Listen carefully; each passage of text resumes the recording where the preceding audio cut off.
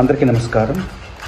ఈ మధ్య తెలుగు సినిమాకు తెలుగు పాటకు సంబంధించి ఒక అపూర్వ ఘట్టం ఆవిష్కృతమైంది. NBA బాస్కెట్బాల్ పోటీల్లో హ్యూస్టన్ రాకెట్స్ మరియు మిల్వాకీ బక్స్ మధ్యలో పోటీ జరుగుతున్నప్పుడు ఆ విరామ సమయంలో 18,000 పైచిలుకు ప్రేక్షక జన సమూహం మధ్య నేను రాసిన పుష్ప 2లోని ఫీలింగ్స్ అనే పాటను ప్రదర్శించింది ఎవరంటే బాలీవుడ్ డ్యాన్సింగ్ స్కూల్ వ్యవస్థాపకురాలు నిత్య తన 40 మంది సభ్యులతో ఈ పాటను అత్యద్భుతంగా ప్రదర్శించింది. నాట్యం చేశారు.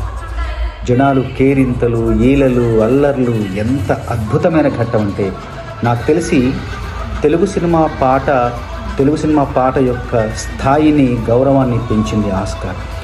మళ్ళీ అలాంటి ఒక సందర్భాన్ని గుర్తు చేసింది. తెలుగు సినిమా పాట యొక్క గొప్పతనాన్ని చాటి చెప్పిన సంఘటనగా నేను భావిస్తూ ఈ బృందానికి, నిత్య గారికి, అందరికీ మనస్ఫూర్తిగా నా అభినందనలు, నా ఆశీర్వాదాలు. చిన్నవాళ్ళు కాబట్టి.